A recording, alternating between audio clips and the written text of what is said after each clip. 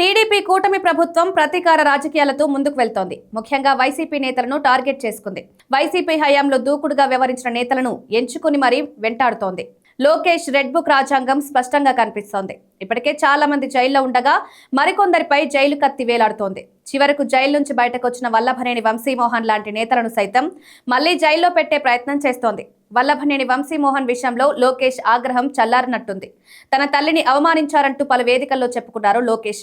ఏ ఒక్కరిని విడిచిపెట్టే పరిస్థితి లేదని హెచ్చరికలు జారీ చేశారు.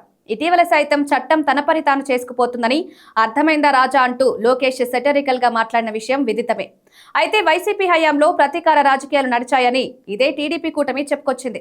కానీ ఇప్పుడు వీరు చేస్తోందేంటి అనే దానిపై ప్రజల్లో చర్చ నడుస్తోంది. వల్లభనేని వంశీమోహన్ వైసీపీ హయాంలో దూకుడుగా వ్యవహరించిన మాట వాస్తవమే. టీడీపీ నుంచి వైసీపీలోకి ఫిరాయించారు వల్లభనేని. అయితే ఆయన చేసిన వ్యాఖ్యలు అభ్యంతరమే అయినా వాటిని వివాదాస్పదం చేసింది మాత్రం ముమ్మాటికి టీడీపీ కూటమి. తన భార్యను అవమానించారంటూ చంద్రబాబు, తన తల్లిని అవమానించారంటూ లోకేష్ పదే పదే చెప్పుకోవడం కూడా వారి పెద్దరికానికి తగదు. అయితే ఇప్పటికే వల్లభనేని వంశీమోహన్ ను 150 రోజుల పాటు జైల్లో ఉంచగలిగారు. చివరకు ఆయన అనారోగ్యానికి గురయ్యారు. ఆనవాళ్లు కూడా కోల్పోయారు.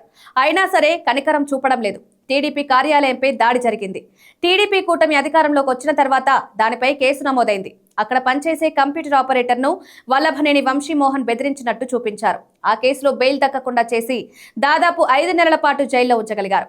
ఆరోగ్యంగా జైల్లోకి వెళ్లిన వల్లభనేని వంశీమోహన్ అనారోగ్యంతో తిరిగి బయటకొచ్చారు. అయినా వారి కడుపు మంట చల్లారలేదు. ఎప్పుడు ఏడాది కిందట జరిగిన ఘటనకు సంబంధించి తాజాగా ఫిర్యాదు ఇప్పించారు. ఇప్పుడు మరోసారి అరెస్టు చేసేందుకు ప్రయత్నాలు చేస్తున్నారు. రాష్ట్రంలో అసలు ప్రతీకార రాజకీయాలు లేవని చెప్తున్నారు కూటమి పెద్దలు.